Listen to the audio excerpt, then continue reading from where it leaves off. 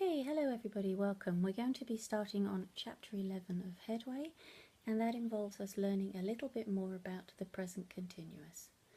So what we're going to be having a look at is how you form the present continuous, when you use it, how to use it for questions, and how to use it for negatives. This is going to be a very, very brief presentation, and then you'll have some exercises to do to follow up. Right, how do you form the present continuous? You use the form of the verb to be plus ing. So there are some examples. I am reading. He is writing. We are listening. Listen, the phone's ringing. What you'll see is in each sentence there's a form of the verb to be. Am, is, are, and is. If you look at the second example, he is writing, you'll see that we've left out the E. Normally you would write to write, W-R-I-T-E. In the present continuous, you add the ing, but you first have to leave out the E. He is writing. Okay?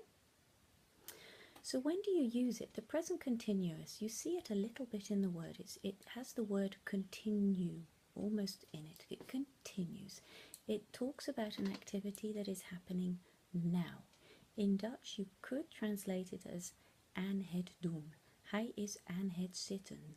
Hij is aan het lezen. He is sitting. He is reading. We use it a lot more in English than you do in Dutch.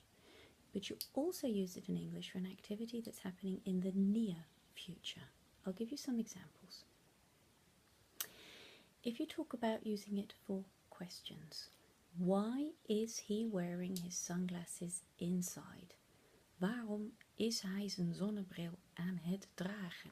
You know here you won't say why does he wear his sunglasses inside, because that means he does it all the time.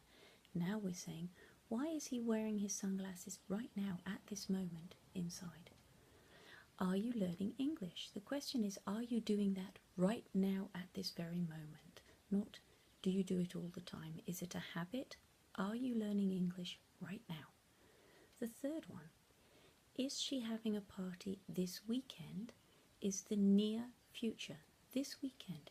If I said, does she have a party, that means that's a habit. Does she always have a party? Is it something she does all the time? But I want to know if she is having one this weekend, the near future. So I use the present continuous. If we look at negatives, you use it the same way. I am not going out with him tonight, the near future. He isn't doing what I told him to do. We're not listening to music, I promise. Fairly simple, as you can see. Those are the very basic rules of how to use the present continuous. And now I have a few assignments for you to do.